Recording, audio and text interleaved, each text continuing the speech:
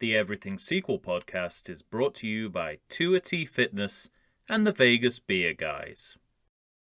The Everything Sequel podcast contains explicit language. 'Cause we learned it from you, Dad. The edition. Today, we talk House Party 2. My name is Michael Shantz of the How Dare You Awards. Joining me, the man with the high hair, Tom Stewart of Lonesome Whistle Productions. Hit him, Tom. This isn't a black thing. This is a deadbeat thing.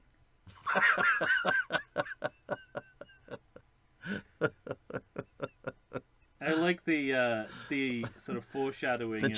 Or what is it? The dean? The dean of the sort of Chris Rock-esque comedy of class distinctions within African American society. Yes. Sort of bubbling up here. I'll give a shout out to that actor, if I can remember his name.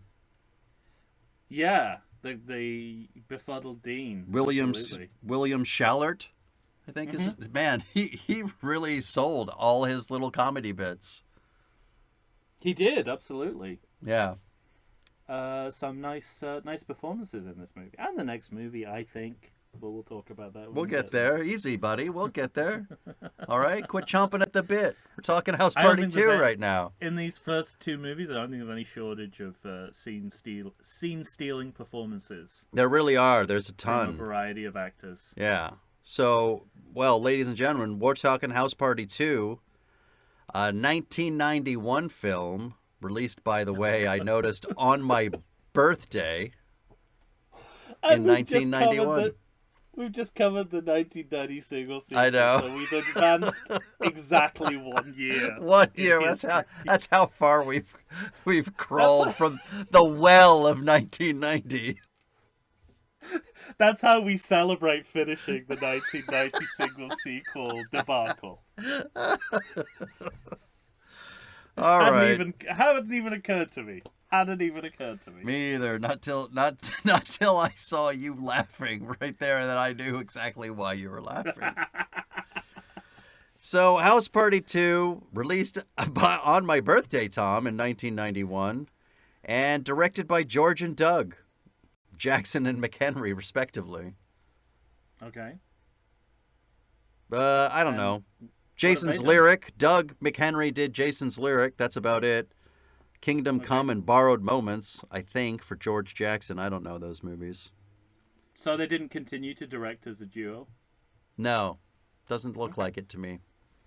Oh, it's like a kid and player splitting up duos all over. Yeah, right? They're just laying waste. The movie has 27% on Rotten Tomatoes. I feel that's low. Yeah, but look at that. That's an inversion right there. You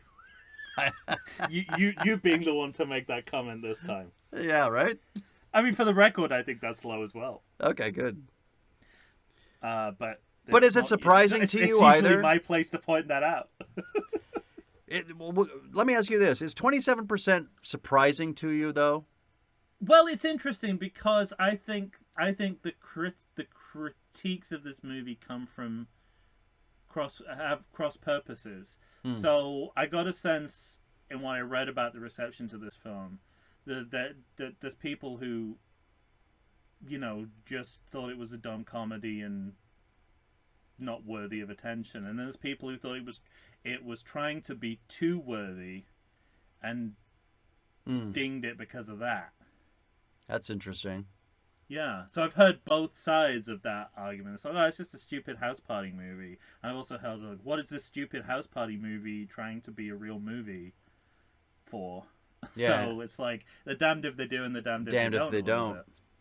But it's higher than 20. It averages out to higher than... Both, I think, are valid, but it averages out higher than 27%. Yeah, I would agree. I have more to say on that, but I think I'll save it for one moment just to tell you that on a budget of $5 million, this movie had an opening weekend of $6 million, and in the USA and the world earned $19.4 million. It's been a while. I think I looked up the budget information for the original movie, but it feels like all the Kid and Play movies are almost carbon copied almost Wow. almost the same budget, a same opening weekend. They all made like 19 point something million dollars. Wow. Yeah. Well, that's the kind. I mean, that's the kind of reliability a studio today would be. Would dream of, I Absolutely suppose. die for. Yeah. That kind of consistency. I want to frame this movie a little bit right off the bat because I was wondering, I didn't read a lot of critical reviews of the movie, but I got the sense that what I did read, more to your first point, where they thought it was kind of a too broad, dumb comedy. And that it almost felt like a television shtick of a movie, except for, of course, language and, Yeah. sex jokes or whatever. But it also occurred to me that this movie sits almost right in the middle of a different world being on television, on air, from 87 to 93. And I think that has a lot to do with where this movie sits and maybe with the choices that they made. Definitely. And it's only a year later that the show Martin goes on the air. That doesn't surprise me either. And that does not surprise me. It's a star-making performance. Yeah. In this movie, yeah. And then previously and he already had one in Do the Right Thing as well. Exactly. It's a star rising, not star making, really. For sure. And then I couldn't help but think about we did Mannequin 2 on the show, and that was 91. And it feels like that it's a type. To quote Hyman Roth, what does that tell you?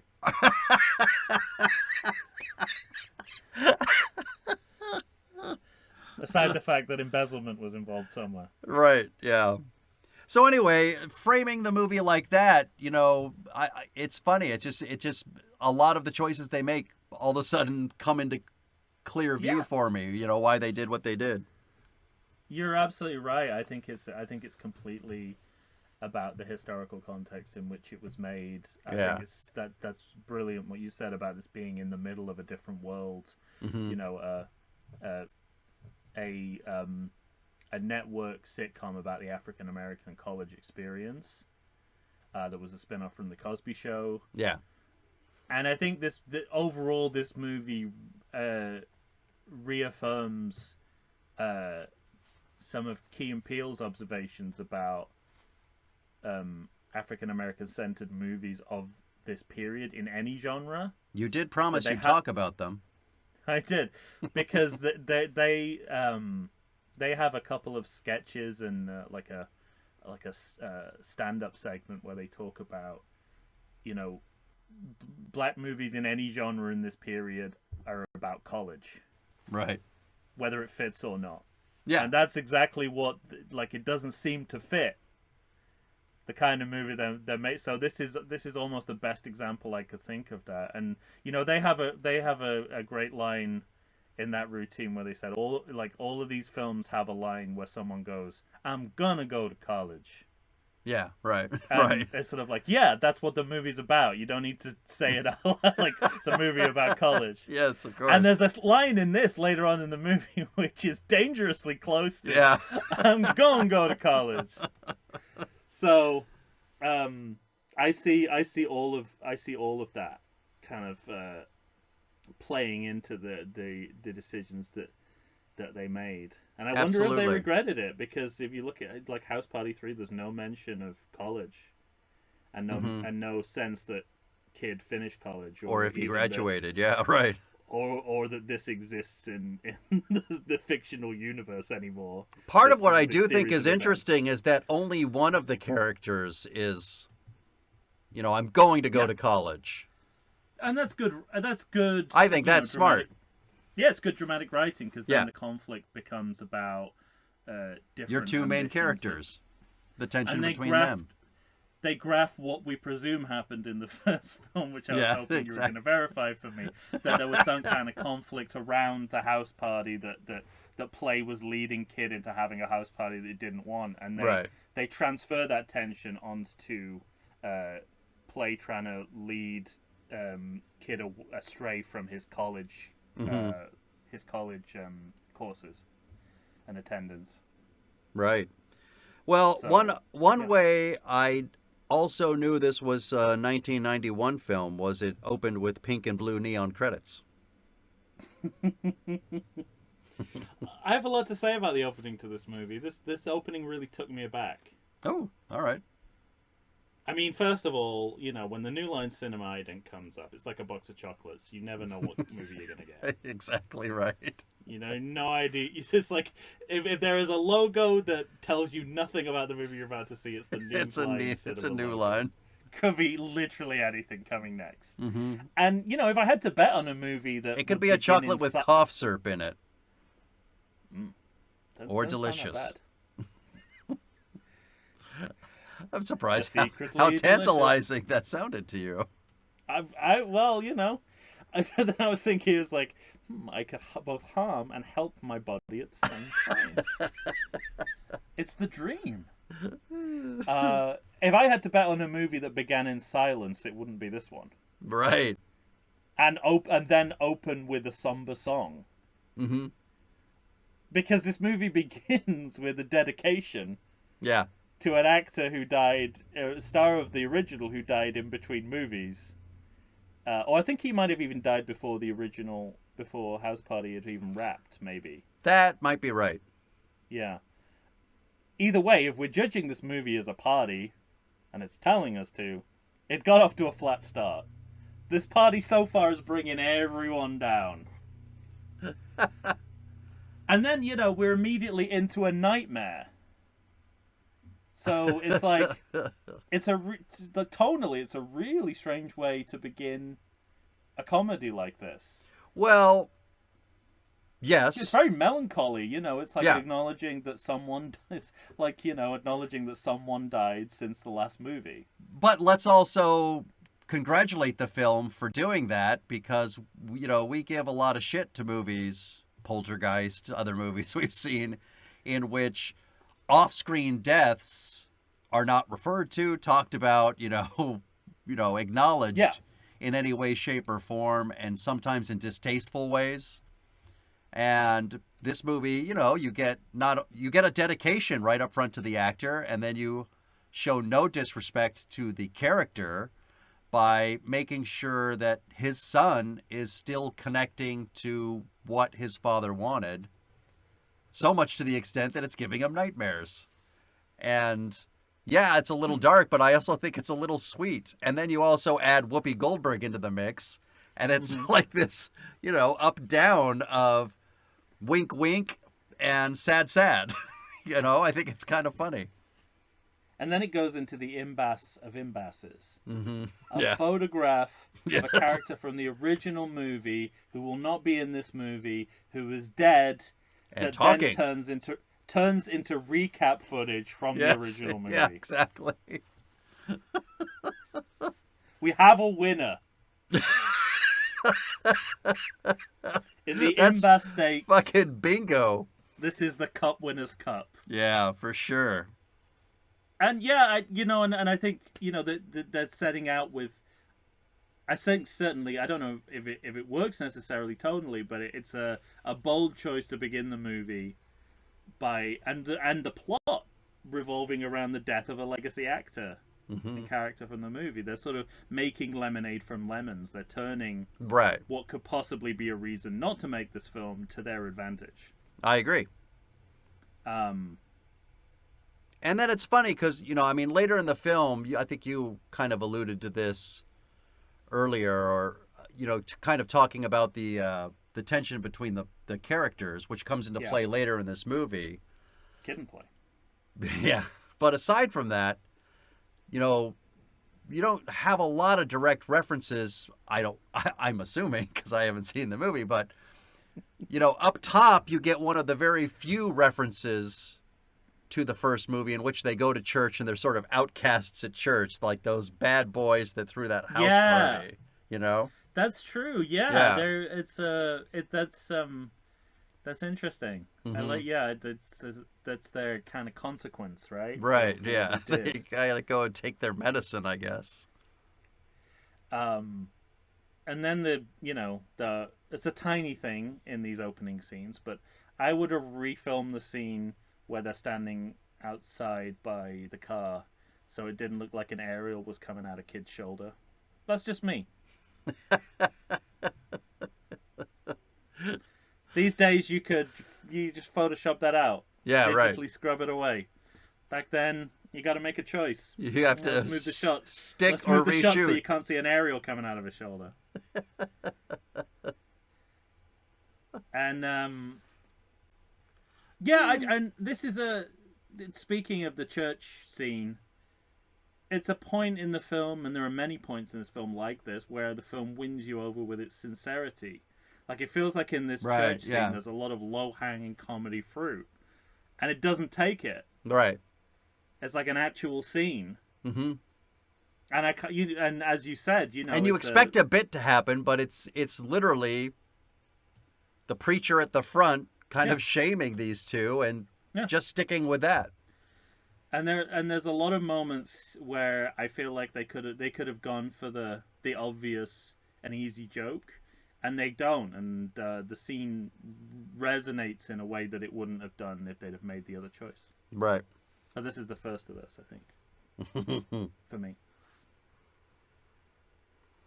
Well, and next then Iman. Yeah, I was just gonna say next we have Iman. I mean, this obviously, like, so much of her persona is about confusion, but so my initial reaction to seeing Iman was just like, I was like, I don't know if I like her when she's not shrouded in sci-fi, right? Mm-hmm. Like, take her out of. You want to see the yellow eyes of Star Trek 6. Exactly. But of course, that's playing in my mind along with one of the most stunning women I've ever seen. It's me too. The second she showed up on screen, I thought, I think this person's too beautiful for this movie. Right, exactly. And so at that point, I was just sort of like, well, she's visually still as impressive as always, but maybe some of the gloss that the science fiction context gave us is kind of being stripped away.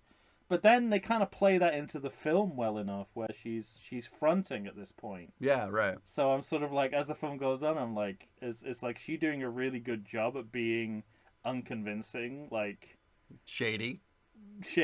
Yeah. But the repeated jerk off cutaways were to me like, like, because she is so stunning, I was just like, yeah, no, I get agree. it. I was like, oh, I don't think you meant it that way. I think you meant that he's jerking them off. I was like, okay, I get it. Like, she's so beautiful it could be taken two different ways. Yeah. And this is where we start to get into, again, what I assume is at the center of the first film without knowing, and will probably turn out is not there. Non-diegetic sound effects. Yes, right. Which is a staple of all of these movies? Question mark. Must be. I think there's. I mean, certainly these front two. They're heavy. Yeah, exactly. And this feels like it's interesting that anyone would ding this for sort of being, like sitcom shtick, because to me this goes back to the origins of comedy movies. It's going all the way back to the Three Stooges. Yeah, right. This kind of these non-diegetic sound effects, as some would say, a substitute for comedy. Because I don't know if you've ever seen that clip of the Three Stooges where they've taken out all the sound effects. Oh no! It's the least funny thing you've ever seen. It's actually kind of horrifying when you take out the sound effects. That's amazing. So that same sort of dependence on the sound effects is here as well, I think. Yeah, agreed. Yeah. It becomes a different movie if you don't have this. Mm-hmm. So I was interested to see that kind of emerging as a convention of these movies, although it seemed like, as far as we could tell, a callback to what the first movie might have been like stylistically. Mm-hmm. No, absolutely. Sort of, that I agree with. If they it felt like a callback. Mm-hmm. Rather than we've just decided to do this in the beginning of the sequel. Yeah, right. Although if that turns out that that's true, and we've no reason to think it's not, even more props. Well, and it kind of took me a little while to hook into this movie because having not seen the first movie, what's going on with the relationship between kid and play, what's happening. Obviously, one's going to college, and you know why he's making that choice. The other one is saying, we could do this, Yeah. and I think we're going to be successful. But then this idea comes into play where he's talking to Iman, and he just says, just me. It'll be just me. I do most of the work. I do most of the lyrics anyway. I was a little disappointed that didn't come up again. Yeah. You know, in more like they're. It does in House Party 5. Tonight's the night. Yeah, that tension reemerges just in time for the series to end. Time for it to end. You know, so because it's addressed but never comes back to, it was hard for me to sink into what's going on in the relationship there for a little while. Not enough to not enjoy what I'm watching, but you know, your mind's kind of thinking, well, what am I watching? Where am I going? What's going on between these two? Yeah. And it kind of leaves it there on the hook for a long time. Their conflict ends up being more about, you're always getting me in trouble with these house party ideas. Yes. But something something less ambiguous is that the scholarship check is going to play some part. Yeah, right. That's established as our MacGuffin. MacGuffin, sure. Pretty early on with both visually and in ADR. Mm-hmm. Just to some nice stupid people ADR to really round that point home absolutely. that it's going to be to keep just an to eye make sure you don't forget. Yeah, follow the money, as Hitchcock told us. And then something I couldn't find out about, but I found curious, that the fact that when Kid goes to college, which sounds like it could also be the name of the movie, Kid Goes to College. He's going, like, his dormitory is Trump Hall. Yeah. You can see it in the background, and it's just like, I tried to find out about this, and I got to the point where other people had noticed it because it came up as a Google search term, but there was no information on it. Okay. Like, was it a joke, an endorsement? Is this Donald Trump in Home Alone 2 all over again? Yeah, exactly, or like, right, yeah. You know, which is the same year, I think, or close. It's so funny to think about, I don't know, sort of the bumbling gag he was for movies and stuff at that time, when you consider Home Alone 2 and, well, now this. And he was like, sort of like people of all races and ethnicities admired him. Yeah, right. And again, that was based on a falsehood because he made his way in the 70s by evicting black people from homes. Mm-hmm. That was like how he made his money. He was a slum landlord. So was his father. Yeah. Anyway, let's just assume that it's a coincidence and move on, or we'll never get out of here. Like, did that college really have his name on the building, or was that something the movie did? Speaking of cultural appropriation, this is where we get introduced to, is it Cameron? Mm-hmm. His roommate? Yeah. Who you find out in the course of the movie, and if you read around, was actually an actual rapper. Yeah. Yeah. But at this point, it still works without that context because, that idea of the white guy who wants to be black is just like it's just a good bit, right? It's like it works all the way from here. Yeah, and I would go Wire season 2. Yeah, exactly. And it's just as funny then, when the guy turns to her and it's like, you do know you're white, right? Right? Yeah. It's sort of one of those foolproof bits. It's one of those foolproof bits. Yeah. And it's such a bit that it's almost kind of ubiquitous at the time, I think, You're going to see it all the time. But and it's timeless. Like, you could do it in the early 2000s and it hasn't lost any of its sheen. I mean, but a bit every character in House Party 5 is that character. Unironically, though. Unironically, yes. And another bit that I don't know if they knew was a bit at the time was when Queen Latifah says to Sydney, "You do like boys, don't you?" Yeah, so I mean, like, how much did people know about her sexuality back then? You know, and she's only that come was out, my officially question. come out in the last couple of years. Hmm. Um, and I was wondering, is that coded into the scene, or again, is that just like dramatic irony? We're looking back and now we know. That There's, I had all the same questions because there is some homophobia in this movie.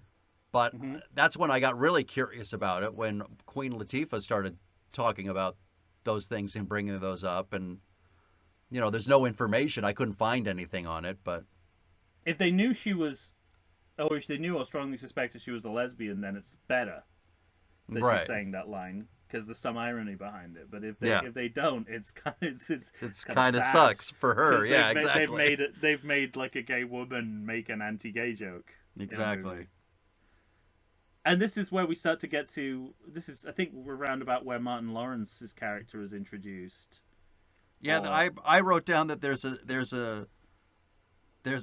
a funny bit in this part because he's saying fuck so much, but Martin Lawrence is trying to be the reason of morality in the movie for at least one of these characters. He's trying to be the moral soundboard, telling him what a piece of shit he's being. And I thought that was pretty funny. I thought that was a joke that worked really well. And his star quality just shines through, I think. It really does. Yeah. And, like, I wasn't even... It was so much so that even though I didn't, like, know the exact timing of his rise to fame, I knew he wasn't going to be in House Party 3. I knew he would have exactly. a surrogate. Yeah. I knew he would never be playing a hanger-on in House Party 3 for the rest of his life. Movie. Yeah. Given the fact that he's already, like, as we said, he's already done it and Do the Right Thing. And he shined in that movie too. Right. And that's a harder movie to shine in. Yeah. And then he goes on the trajectory to TV star, movie star, and then eventually looking like the Chicken McNugget Happy Meal toy. Mm-hmm. Yes. Well, I tell you what, we got a pretty good start. Why don't we take a break? Everyone could go away and look that up on eBay. We'll end on a Happy Meal note. Check it out. He looks modern day Martin Lawrence. Modern day Martin Lawrence looks exactly like the Chicken McNugget Happy Meal toy. That's amazing. Does the coronavirus have you feeling oogie? Have you been sitting on your couch for weeks? Nay, have you been sitting on there for months? Well, it's time for you to get back in shape. Check out 2AT Fitness. You can find them on Instagram. You can find them on Facebook. 2AT Fitness was started by Tina Bernard. She is ready and raring to go to help you get back into the shape you want to get into. They've got all kinds of classes. They've got outdoor in-person classes. They've got online classes if that's what you prefer. Ladies and gentlemen, it's time to get back in shape. You're going to find a variety of exercises. You're going to have strength training, cardio, weightlifting, even fun 5-minute burnouts that will push you to your limits. So get off the couch, get into shape.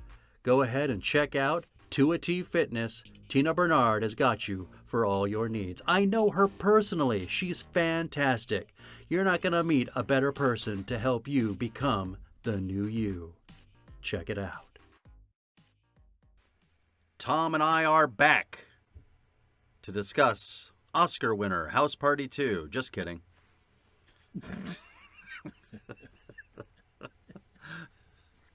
But we are here to discuss House Party 2, directed by George and Doug. Did they give their last... Oscar-worthy soundtrack, I'd say. Yeah, for sure. Did they give their last names on the credits? I should know that. Or did it just say directed by George and Doug? Because I wrote George, parentheses Jackson, and Doug, parentheses McHenry, and it makes me think that they said it's directed by George and Doug. I think you're probably right then. That's something I should have picked up on. All right. Yeah.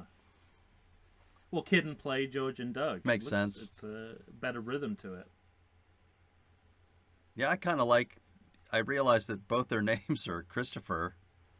So I started writing the Christophers. Funny how that never took off, but Kid and Play did. Yeah. We want to now. That's the non-help of a white man for you.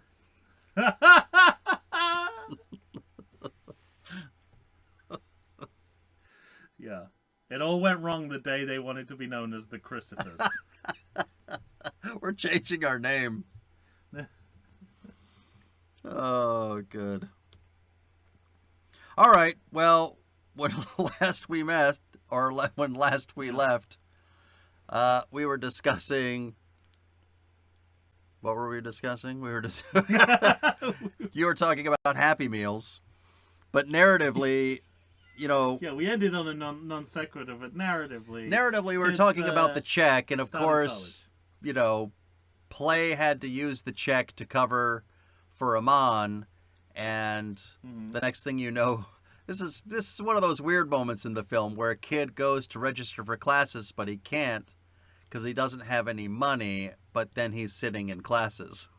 Yeah, I don't know. Is he crashing classes? I don't know. It never really makes that he's clear he's for crashing me. classes, and that's why he's kind of. Oh, I suppose he's crawling around because he doesn't want them to know he's coming late. Mm-hmm. Yeah, interesting. That's true.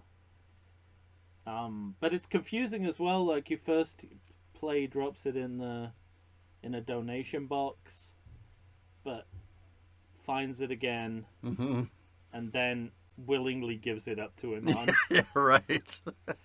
So I guess that's better that he consciously chooses to lose it than just accidentally losing it. But why we need to fake that out, I have no idea. Yeah. No. Hey, how about did you know immediately that both Iman and the guy were shady? Because to me, the movie tries to show that the guy's shady, but I think they tried to keep that about Iman for a little bit until a little later. Yeah. Right? I think so. Yeah. Yeah. Yeah. I think that's it. That's certainly the idea. This movie's got a few beats in which I think the movie is, because you have the college campus, you have the Queen Latifah character, and you have George Stanford Brown as Professor Sinclair. And so race and class are going to come up in this movie quite often. And the movie seems pretty self-aware in a way that pleases me for 1991. I can't remember where Kid is, but there's an Asian student, and he says something about Japanese, and she goes, "Oh, well, what do you know about Africa?" That kind of idea. And he realizes that his assumption was just as prejudiced as every assumption that there's ever probably been about him. I like those little moments. But we're still misunderstanding Sikh people. Yeah. So you can affirm your own malign culture and speech, yes, right, and still malign others. Yeah. It is 1991. Give him a break, Tom. Give him a break, absolutely. No, I agree. I think definitely the emphasis is in the right place. Because it's shortly after that you get the "it's a deadbeat" thing. Yeah, and that's for comedy's sake. It's. But it's like the movie's in on the joke when the dean is saying this isn't a black thing at all. This is a deadbeat thing, and a deadbeat could be black or white. Yeah. Yeah, and there's a lot in here about the internal conflict within African American society. Yeah, there is. A lot of the comedy is based around that rather than black-white racism, which I think is interesting. It's more interesting, more subtle. You're able to get more out of it. It's sort of less typical. And there's a lot of that. Yeah, less typical. You're right. Which works, I think, really well. And there's these small acts of black power displays, like when Kid takes the cell phone away from the waspy guy, right? So he can call, because the phone is there's a line at the phone that he cannot wait for. Phone.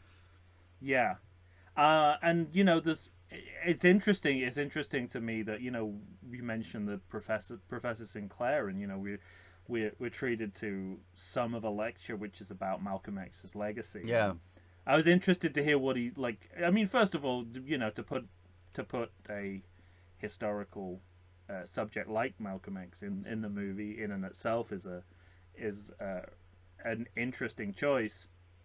But I mean, and I guess I can't blame the movie too much for this, but I know I've read a couple of biographies of Malcolm X, and definitely this is the part of his legacy that's easiest to swallow for white people, Mm-hmm. which is the late period of his life when he converted to Orthodox Islam and then shifted politically towards integration. Before Right. that, he was a segregationist, Yeah. a reverse segregationist. So it's kind of Well, I mean, interesting. That, it feels like the movie's only bringing it so up. it's sort of giving with one hand and taking with the Yeah. other. It's that kind of thing. Yeah. And the movie, it feels like it goes out of the way to have its star black character not know a lot about Malcolm X so that it can get to the joke about the white kid who's a rapper who does know a lot about Malcolm X. And it Right. felt like all of that was a means to the end of that joke, but I still appreciate it all kind of being in there. Yeah, well, no, I think it's a bit more deliberate than that. But they talk about Malcolm X later on. They talk about James Baldwin. I mean, these aren't throwaway Yeah, that's true. references. These are significant. These are significant characters in the African American narrative. Of course, that, yeah. That this movie doesn't have to bring in necessarily, but it does, and I think that's interesting. But there's always got to be a little bit of give and take with the sort of mainstream entertainment of it all as well. And that it does have the fact that at this point kids basically he can't go to college if he doesn't have a scholarship check. So you're watching the sound effect driven comedy that is also at the same time a drama about poverty and grief, because he's also grieving the loss of his dad, and that's part of it too. So those are two interesting levels that this movie plays on, and I like that you can get both. Well, and every once in a while, because I think the movie feels like it has to be, it's also trying to run a romantic comedy through it with his relationship with Tisha Campbell. But it's a total early 90s misunderstanding, Sure. an easily fixable problem that breaks these two up. Yeah. And is the runner for his relationship in the movie that proceeds for the rest of it, but and everyone moves away from their like extreme positions. Very easily. Yes, of course. Not as easily as in the next movie, but still pretty easily. Right. Yeah. And there's the scene outside the studios. Did it turn out to be a fake studio, or is it just the address that Iman gave? When they when they're do going they both up to go there? Well, or is it it's just not play? just them, but it's also. I was gonna say there's Three Stooges style sound effects in this. There's also the Three Stooges, which are the three grandkids. Yeah, I was gonna ask you about these characters. We don't just have the sound effects. We have the Three Stooges. Well. Yeah, we have them. Yes. Who end up being security guards. And not only that, but it's like a little bit of this is sort of a hat on a hat, because you have the Three Stooges aspect of these characters, but then on top of it, one of them sounds like Mike Tyson. Right. So you start getting joke on top of joke, and they're by far the broadest characters in the entire film. In that way, they seem a little misplaced with their foul mouth grandma. Yeah, right. But I like this scene because there was a lot of broad physical comedy. There's the Three Stooges, a little bit of the Marx Brothers, a little bit of Abbott and Costello in there. But the way the scene chooses not to end on a comic note, but it also chooses not to over dramatize what's happening. Yeah. So so basically what happens is they all get arrested, and the darkest and most hood of the group are the ones who are kept, and the rest are released. Yeah. And the point, so obviously that's satirical, right? About the rape, but the movie doesn't put a fine point on it.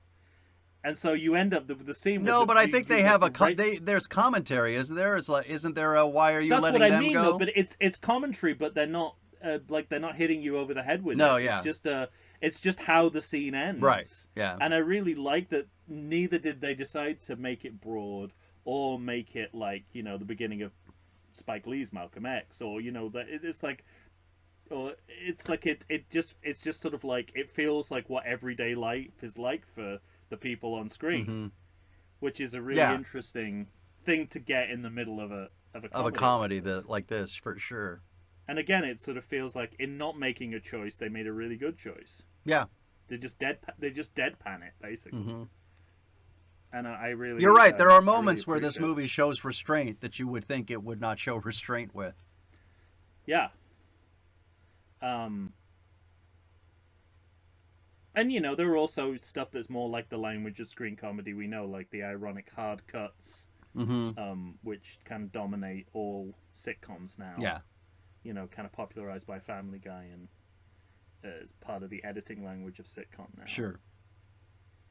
And at this point, there's no sign of a house party beyond the. No, yeah, grounds of the exactly. movie. I thought the same thing. I It's thought just- so. We're it's a good just- long ways from the house party, Yeah. and like you said, because they go to what is supposed to be the studios, and nobody knows who Iman is. So we find out now that she is a thief, that she is Mhm.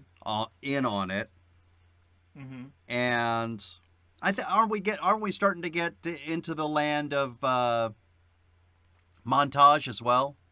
That sort of ends with hey, you got to give me a 20-page paper. Yeah, we're getting closer to that. The montage is on the horizon. Okay. Another kind of timeless bit, which is interesting, is the when he goes to who goes to see the dean and the financial Yeah. officer who works for him, and there's a joke about the switch of address between a black person talking to black people and a black person Yeah. talking to a white person, and it's like it feels like Key and Peele are still getting laughs out of this today. Mm-hmm. There's their famous Obama routine where like Obama like going down a line of people who are racially Mm-hmm. mixed and just greeting everyone very differently, which based on something that really happened. Yeah. Right. With like them observing what happened when they met Obama.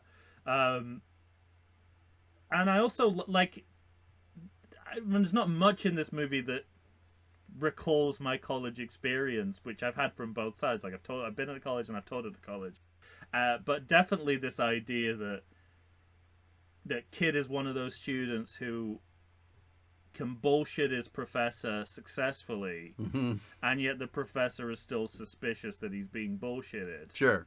That's what college teaching is like.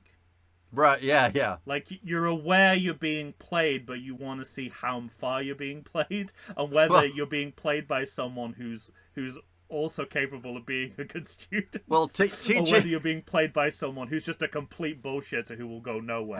Having taught myself K through 12, it's a similar experience. It's not just Oh, college. fair enough. It's just it's just universal teaching. Yeah. then. But it definitely I understood that dynamic between Sure. between teacher and student.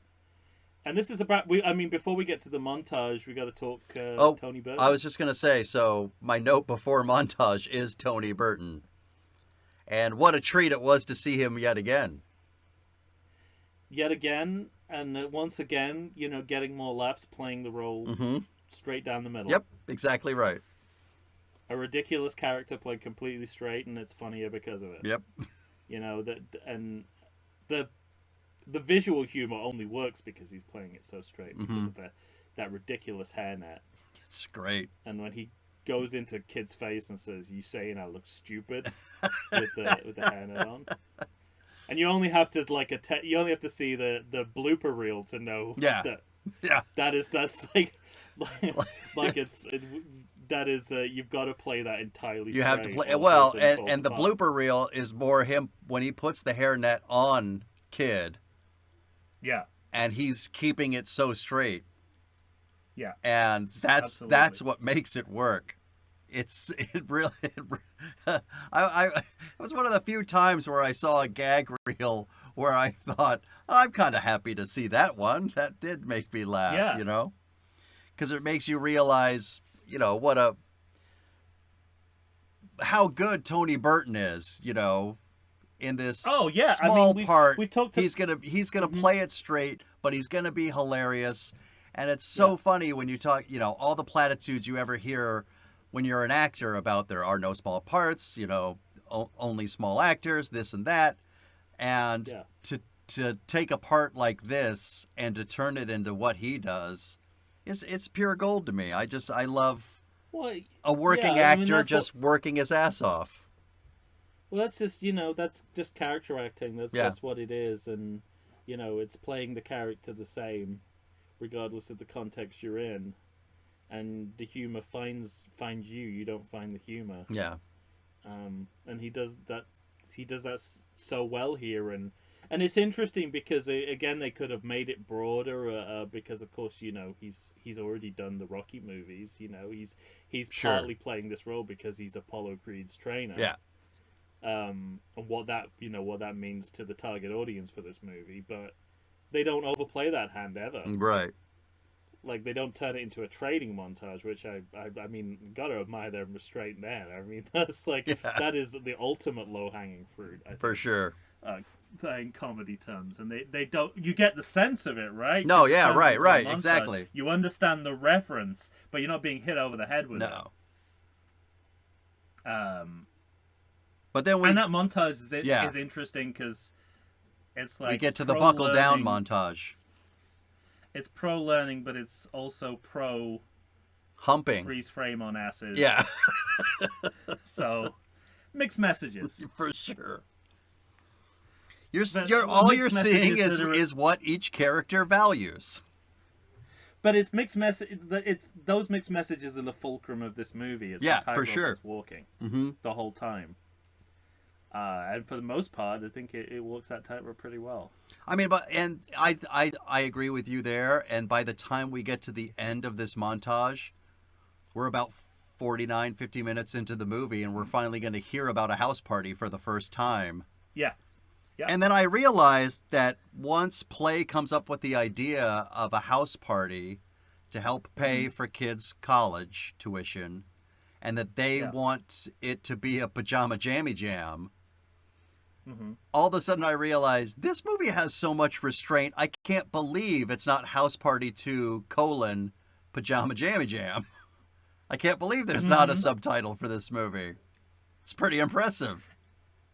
It's also interesting that we're used to sequels where the first half of the sequel is a remake of the original, right? And then the second half goes off and does its own thing. And this is the opposite, right? Looking at you, it becomes more like apes. Yeah, it's reverse apes. Yeah, exactly right. It's reverse ape. Never try that sexual position. No. That's a warning. That's how I broke my leg. But it's interesting that they flipped it. They've inverted the inversion. Yeah. Because the second half of this movie is about a house party, which is the very least I know about the original movie. That's about a house party. Yes. This, and pretty soon after this, Queen Latifah gets song. to actually perform. Yeah. And again, I think they do a really good job building her up as a character first, and then making her the musical act. And but they've got this incredible wealth of talent to play with. Yeah, there, exactly. with, actors who are also singers and dancers, and they can turn one on and then turn another off. But to me, what I also really like that the movie clearly understands how much talent they have in a secondary character. Mm-hmm. And so they give her the moment to shine because, that's how much charisma and how great she is. Or how much charisma she possesses and how great she is. And also that, that kind of industry commentary with, she's immediately being preyed upon by... Yes, exactly. By Iman and that other guy. Yeah. And so it's just it's sort of an acknowledgement that, I'm sure something that all the people in this movie are familiar with, this sort of the industry exploiting new black talent, getting its claws into it. And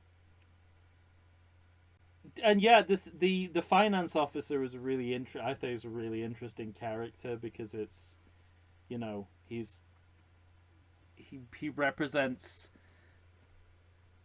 the kind of an aspirational black college student who is also a complete hypocrite and is also a hustler, and is playing the game, and his masculinity is equally sort of conflicted. Mm-hmm. I think it's kind of an interesting character to throw in there. Absolutely. I mean, I it suppose does the feel part- a little it's a part stock of the in his. romantic. It's a part of the romantic triangle that actually, goes beyond just misunderstandings. It's Sure. actually sort of like he feels like a genuine rival for her affection because of the status he's attained within the college. Right. And that's what's interesting about him. You know, it's funny because he feels like a stock character of the time and how duplicitous he is. Yeah. Yes. We talked about that with the mannequin. Yeah, didn't we? exactly. So, like everyone's you, got, you know, everyone's got a ton of exactly. scenes. I'm thinking Mannequin. I'm thinking Real Genius. I'm thinking of all these kind of movies around that time with that character. But he does have that extra added layer that makes him a little bit interesting in the sense of, with all these other characters, you never have a sense of why anybody would want to be anywhere near them. Right. He's wearing a veneer in this one that makes sense why someone might find him attractive. Yeah, he's playing everyone in a different way. Exactly. He knows Yeah. He knows when to code switch. Mm-hmm.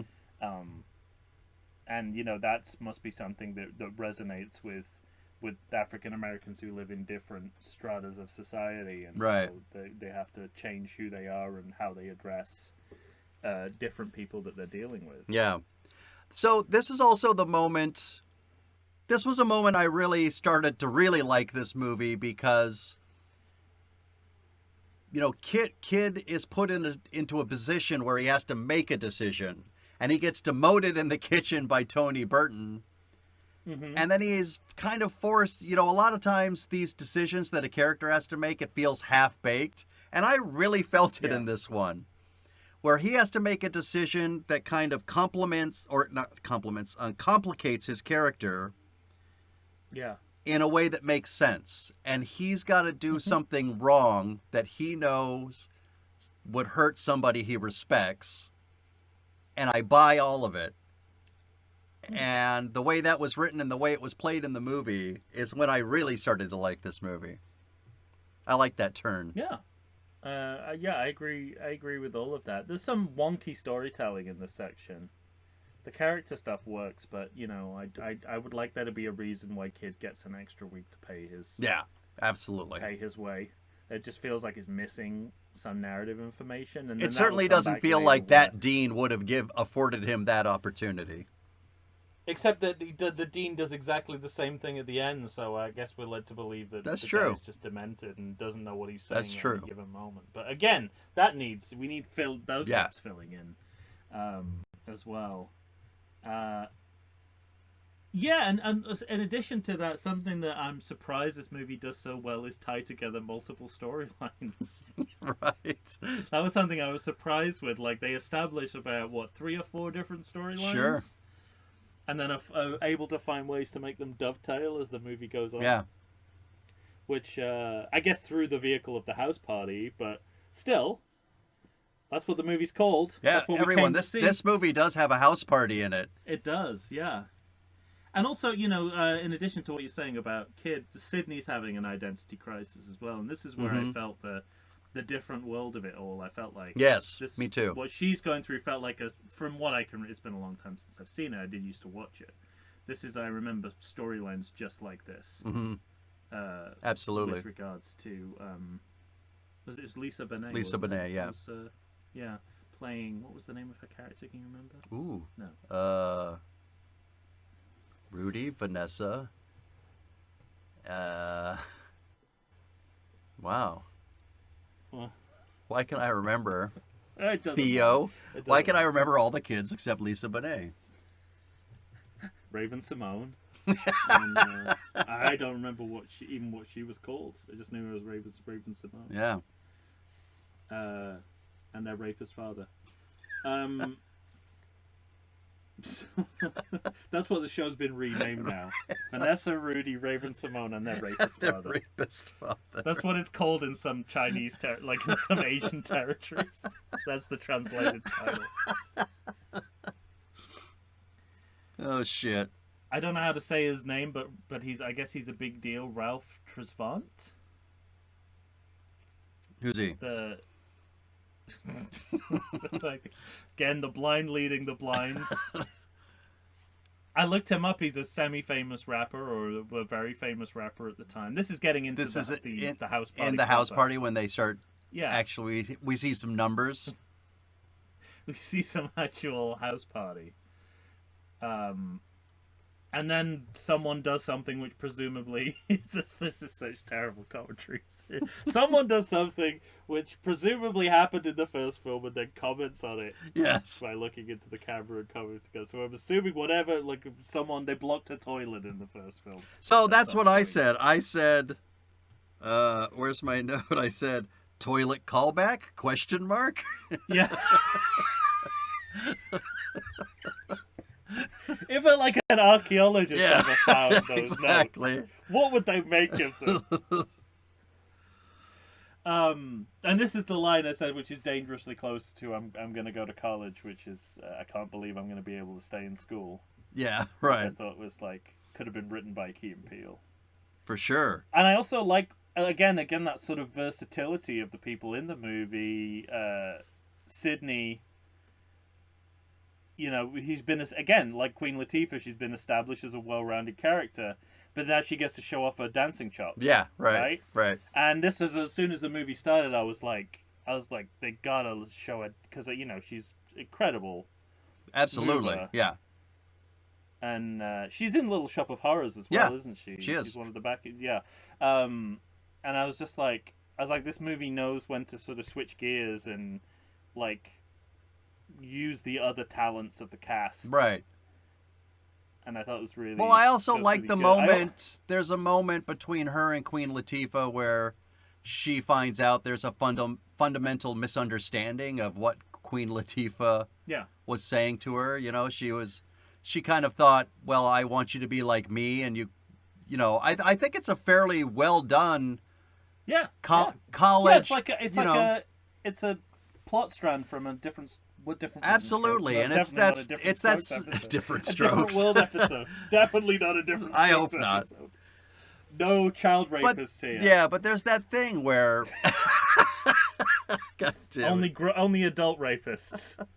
There's that thing when you go to college and there's people you admire and maybe you take on traits of their personality, kind of a thing. Yeah. And I love the idea. I love the idea of Queen Latifah kind of giving her the business and just saying, "No, I want you to be you. You look like you're trying to be me. Who are you?" And you know. And she's also performing a role as well. Sure. She's also aware that she's sort of artificially adopting a type. Mm-hmm. And again, there's this sort of something I don't know necessarily. I was expecting more stereotypical representations of African American people. Yeah. And we got that, but there's a spectrum of stereotypes as well. So we've got the hood guys, and then we've got the Nation of Islam guy. Yeah. And I thought that was a really nice moment of sort of it's like taking in a broad spectrum of different stereotypes of black people. Sure. Which is the very least you can do, I think. Because comedy deals in stereotype, and so if you're going to deal in stereotype, you have to do it in an egalitarian way. Mm-hmm. Well, should we take one more break? Yeah, we got to the house party. We're at the house party. Some major hijinks are about to ensue. I feel like as much as two white men can, we've done our job. To the best of our abilities, to be sure. Beyond the best of our ability, but that is a low bar for the series. Agreed. I like to think I know something about beer, but nowadays even I get overwhelmed when confronted by the exhaustive selection of craft beers they have at bars, breweries, and even grocery stores. Back in the day you had one, maybe two craft beers to choose from, and if you were confused, you ordered a Guinness. But in beerstinations like San Diego, the craft beer options lately are in double, sometimes even triple digits. So what's a beer drinker to do? You need what I need, the Vegas Beer Guys. Your beer of choice should be a perfect blend of malt and hops. And so a live show about beer needs that same balance. And the Vegas Beer Guys matches beer expert Dan Aker with self-proclaimed beer novice Stephen J. Weiss. The results are eminently drinkable. They're on Facebook. They're on Instagram.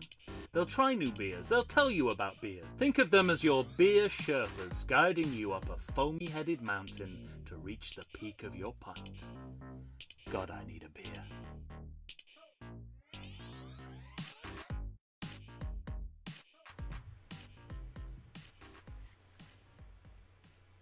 Here we are, Boot Scoot Boogieing. Tom and I are here to finish up with House Party 2. I got my jammies on, Tom, do you? Well, I mean, yes. I've had them on since I woke up. Yes, so. of course. That's how I roll, such as it is. There's no cameras in the closet, Yeah, as far as I'm aware. yeah, exactly. I've got... So this is we already stated as we were leaving, like, we're at the house party. We're going to start hearing some, like, kind of one after another, some pretty great numbers. And Cameron, the aforementioned white rapper, right, showing his chops, and this reminds me, I think, that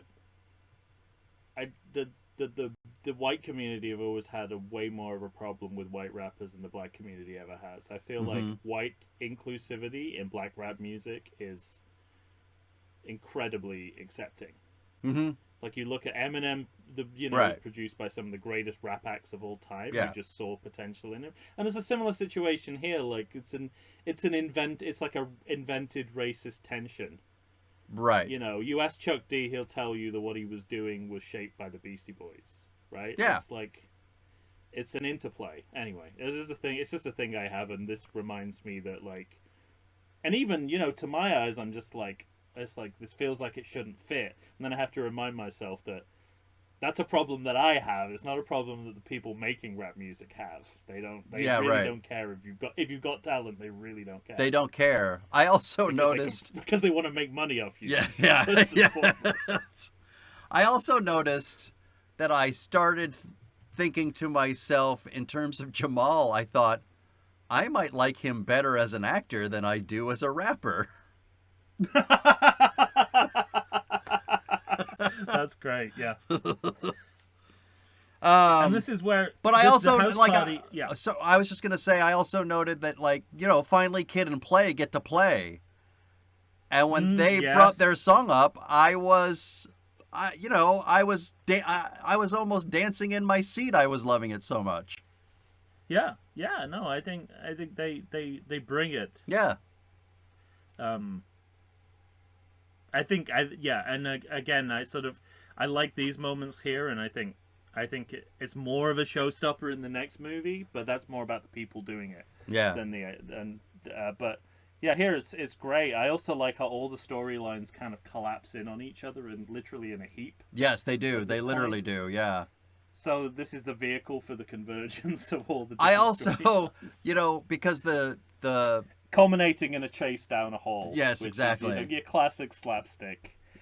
Felt very Three Stooges, and reminds me of the Three Stooges security guards. You know who they reminded me of? Who? The Germans in Mannequin 2 on the Move. You're not far off base right? with that at all. I was wondering if these two productions were talking back and forth to each other, because they're released the same year. But this is a... Well, I don't know. I don't know if they're in the original movie. Again, I was hoping you were going to answer that for me. Nope. But they're not? No, I say I can't help you, is what I meant by my nope. Nope, you can't answer to it. Yeah. Not nope, that was the answer. Yeah, I love it. It's full slapstick, the toupee-wearing janitor, the sex doll. Mm-hmm. There's even the going in and out of the dorm rooms. I mean, I think that's a direct pull from Marx Brothers: A Night at the Opera, with the cabin, with everyone going into the ship cabin. Yeah. And I think so. Well, I mean, deliberate or not, it's in the same vein. Yeah. Right. It reminds me also of the plenty of Frasier episodes. Yeah, they do get a bit farcical, don't they? Yeah. Some of them. Lots of those. One door opens, one closes. Yeah, so I know. Kind of know feels exactly noises what you're off. thinking of. There's one at the cabin. Exactly. There's one. At That's the the one cabin, I meant. Is the one at the basically- cabin? That's the one I'm It's remembering. basically a stage farce full of comic Yeah. misunderstandings. With Guy. Comic romantic With Guy. misunderstandings. With Guy, yes. There was one odd beat of weird sexual some shit going on in one room, though, Yes. where I thought this doesn't seem to fit with the rest of the movie. Uh-huh. Interesting. To me, well, no, it did fit with it. A beat that did fit with the rest of the movie, but kind of clashed with the non-stop physical comedy in the scene, was when Kid is actually hanging over the building. Yeah, right. The movie tells you that this is a serious moment. Like, it could have Yes. got folded into the slapstick. Yeah, but But doesn't. the movie is very clear. It's like, this is a moment This of jeopardy is very in an otherwise dangerous moment slapstick sequence. for your Yeah. for your lead character. And it's like and after this, there's kind of another another detour into melancholy territory. As sort of like, it reminds you the movie revels as much in the comedy as it does rate sincerity over that Yeah. when push comes to shove. Because when he pulls him off the roof, they have like a moment which is Sort of heart to heart. It's interesting. I have the note here. Does the dean know his lines? See, There's some evidence in this movie that it was made very fast and the script wasn't always ready, and that some people are making up for that. maybe. But it might also be what you're saying about the dean just doing an incredibly good job with this character. It might, yeah, it could be either one. I also noted that it felt, when the dean comes back at the end of this movie, it feels very much like a Scooby-Doo episode. Yes. It's like, Or one of those college movies that I have never seen but have only seen parodied in The Simpsons. yes, exactly. Well, we're going to get to my With note. the crusty old dean. Yeah, we're going to get to my note for the fifth movie in this series when I have plenty to say about that particular episode, but stay tuned. And the other evidence for me that this movie was made fast is that I don't think they had Tony Burton for very long, Yeah. because they reuse shots with him in very early on, like in the second, third time you see him as a reused shot. And I'm just like, no, I bet they only had him for a day. Probably. And But and we're yet, back when he's like Tony Burton's hurt over what Kid has done is real for me. And again, he's playing it completely straight, not for comedy in that moment, and it's completely sort of sincere, and it comes across as sincere, and like I ached for. And the funny part is, because of the writing that I mentioned earlier, that Kid had to make that decision that he knew would hurt him, and it did hurt him. and so they kind of make good on that promise. Because following the house party, we have a series of kind of mini wrap-up scenes, all of which are kind of melancholy in tone, like they're trying to hit dramatic notes. He delivers his paper, or gets his paper back, at the rather. Graveside. Yeah. But he has that last talk with the Professor Sinclair. Yeah, and these are important, poignant scenes. Some of the writing is kind of ham-fisted, sort of drags it a little bit into after-school specials. Yeah. Like, this is where I felt most the criticism that it was trying to feel more worthy than it necessarily had to be. Well, and that's the thing, is that it's always hard because a not so good movie that ends on a high note leaves you with a high note. And if you're not buying into these last scenes of kind of sentimentality, then it might leave you on a low note, and you therefore hold the movie at an arm's length when you're reviewing it. I think that might have to do with what happened in the critical analysis for the movie. Because it pushes you to the point where you think it might end with him not being actually able to go to college, and then at the last second flips that on its head. So it drags us enough down into the socio-economic reality of it all. It's like, for most people, for most of his demographic in that situation, he would end up just going back to work and not being able Right, to finish yeah. college. I mean, all the hijinks with the scholarship check probably wouldn't have happened in real life. Of course But not. let's say he lost it by other means. It's so it's kind of the movie sort of wants to have it both ways, but it also wants to end in a way that's kind of utopian. It's like, I sold my Yeah. car and Yeah, but I here's your actually, money. that moment kind of struck a chord with me because It's better than what it could have been and what I thought it was going to be, which is that they got a record contract. yeah, right. I thought that was how he was going to give. Because him what his I money, like about it is it shows which contrition. then happens in. It shows contrition on Play's part, Yeah, and he's been talking about this beautiful car that he loves for the entire movie, and so he sacrifices for his friend, and that's true love, and now his friend and gets let's to go to never college. speak of this again. Yeah, yes, I'm sure. And from now on, Based we will on how they pretend that start this talking college in the next experience- movie, for sure. Yeah, let's pretend this never happened. If we were ever to talk about it, it never happened. Yeah, I think that's really all I have. Yeah, me too. Note wise.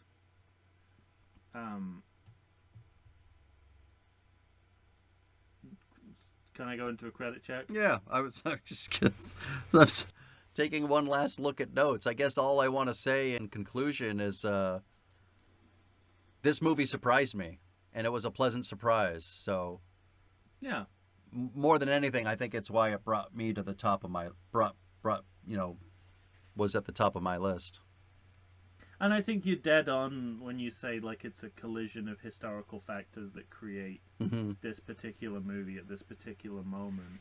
And some of that is outside the entertainment industry as well. I think some of that is like, the reason why there's more focus on college in black entertainment reflects, the social reality of the growth of the black middle class throughout the 80s and 90s. Through the 80s and So 90s. college is becoming a much more viable option than And it was I'm- 10, 15 years ago. I'm loath for to young people. I'm loath to admit this because, as previously discussed, rapist. But the Cosby Show going on air and then giving birth to this Yeah. Oh, yeah. to another entire TV show dedicated to going to college, and until then, black families on TV, they weren't like the Huxtables. These were two Right. professionals, and so it was all about. That show was primarily driving their kids towards going to college, and then you build an entire show about one of their kids going to college. So it was a focus within black culture, born out of the Cosby Show, in at least in part, in some way. Yeah. But the Cosby Show was reflecting something that was happening Yeah. in America as well. Right. I mean, it not sort of accurately reflecting it, but showing the possibilities. It was basically showing how things had changed to the point that this was more of a possibility than it was 10, 15 years right. ago. And yeah, two professionals, except one of them didn't need to be a gynecologist. Except by choice of its star. Yeah, could have been any kind of doctor. Mm-hmm. Also didn't have to have a surgery in the basement. Anyway, let's... So I just want, so it's like it's an interesting historical artifact. It is, yeah. But even as I think it makes for quite an interesting comedy. Yeah. Like a comedy that is trying to do something else and often succeeds, Mm-hmm. and doesn't rely on the comedy to tell a story. Yeah, And right, I right. really like I say, I really like that about it. So that's why it's top of the pile for me. And All right. my only question is, did I enjoy it as much as House Party 3? And probably not. But I'm not holding that against this film at all. All right. Yeah, it's interesting. It's very difficult, isn't it? That question of which one you enjoyed watching more, but which one's the better movie? Yeah, I know what my gut. I mean, tells so me, early but I on, enjoyed that's this the less. question I faced with the Jaws series.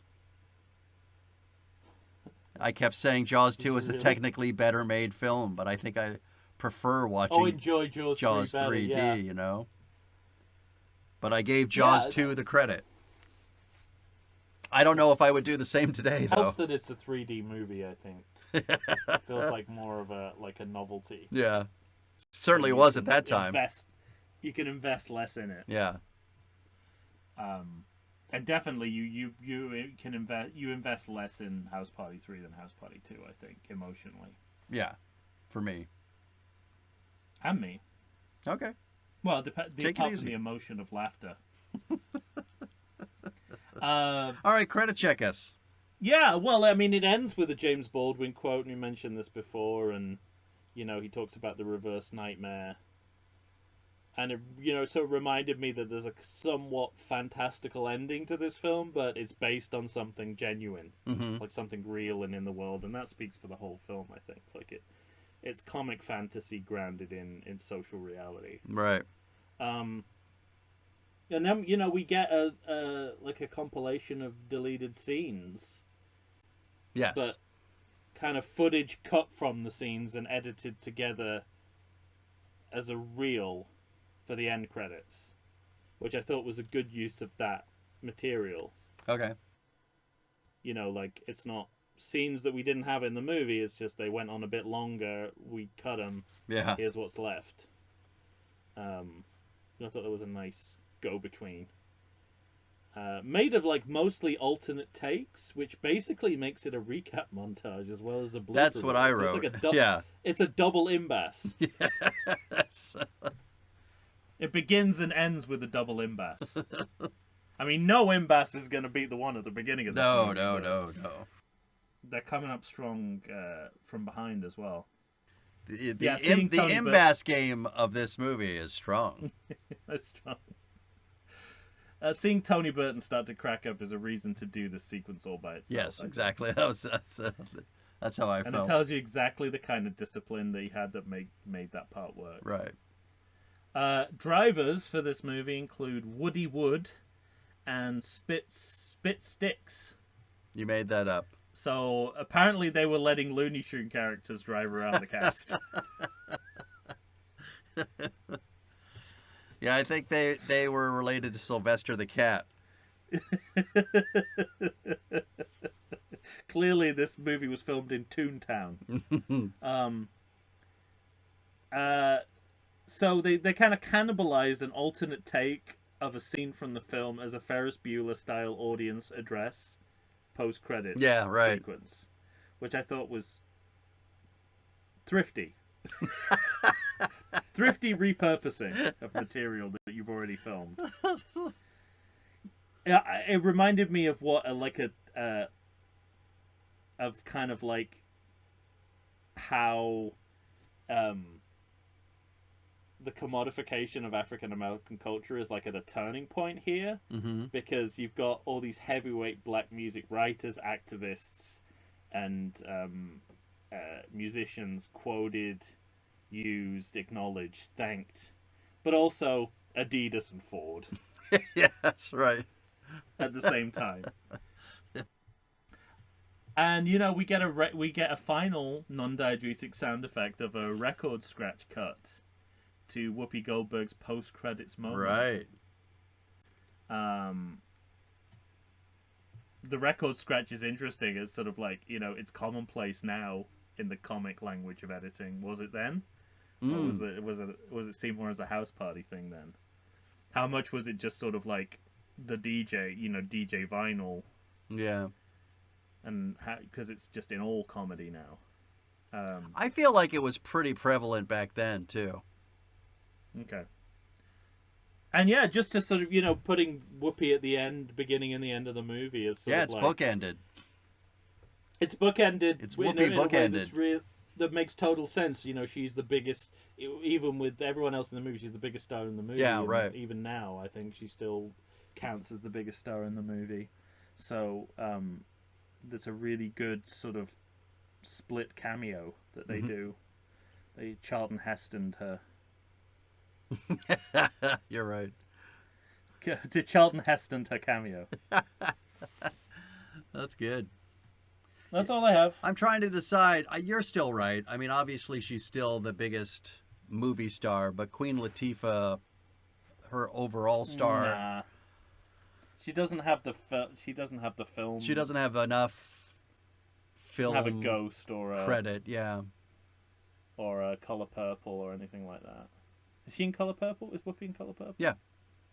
Yeah. She certainly doesn't have an Yeah. Oscar. True.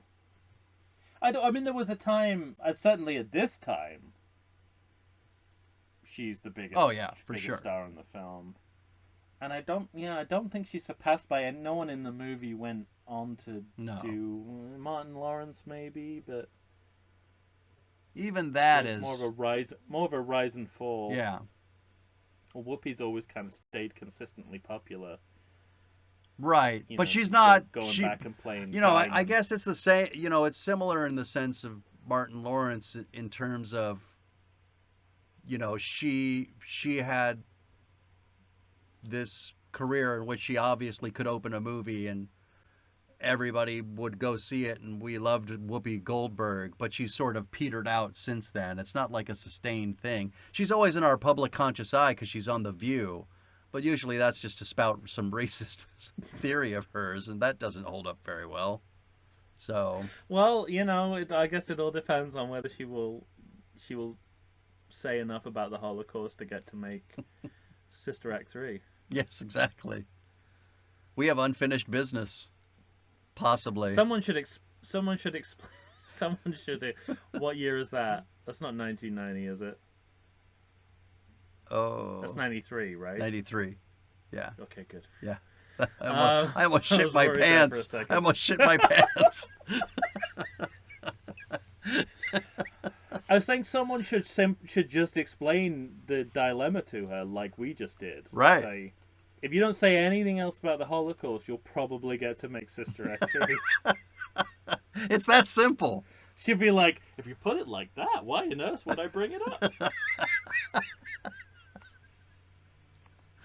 Like, do what I normally do and just, you know, color shame Meghan McCain. There you go. And who wouldn't want to do that? Yes, I was just saying, I even as a white person, I want to do that, so... Anything left for you? Nope. That's it. Me neither. Ladies and gentlemen, This is just the beginning yes, of the house party. we're not done. We'll be back. But first we have to And know... we may never be done. We might keep finding house party sequels that we haven't heard of before. Yes, and we'll be here forever. it could happen. But we need... It's like that. It's the house party version of that again. That Key and Peele sketch where they're caught in that party loop. You know the party don't stop. Oh, yeah. All night, and then they kill themselves, and then it's got Groundhog Day. They just keep going back. They just keep coming back into that music video loop. Good times. That's our house party right now. No end in sight for now. But first we have to know what you think of House Party 2. So you're going to have to find us on Facebook, Instagram, or Twitter. Send an email to everythingsequel@gmail.com and let us know. If you're listening to this now, by all means, please, what's the word? What's the word for Subscribe. subscribe? rate, review. Yes, subscribe is what I was looking for. Subscribe to this show. Rate and review it. Help us out. And if you haven't yet, by all means, you join the Patreon. You're going to get bonus content. Isn't that right? Yes, it is, and you know, this is a series with an original and a reboot. neither And of so which you'll be we've hearing. seen, so we'll be covering this in the not too distant future. Indeed, we will. All right. For Tom Stewart of Lonesome Whistle Productions, Michael Shantz here of the How Dare You Awards. Coming up next, Tom's almost favorite in the series, House Party 3, no subtitle. Don't oversell. Say goodbye to everybody, Tom. Yo, want to help me with my equipment, please? Thank you. Yo, I swear, if I have to carry this shit in all by myself, I'll play the Village People all fucking night. Giving good. Martin Lawrence enough space to steal To just the movie do from his shit. Yeah. steal the movie from their own leads. I'm telling you. Amazing. Bye, Amazing you all. work. I'm going to be doing my own TV show.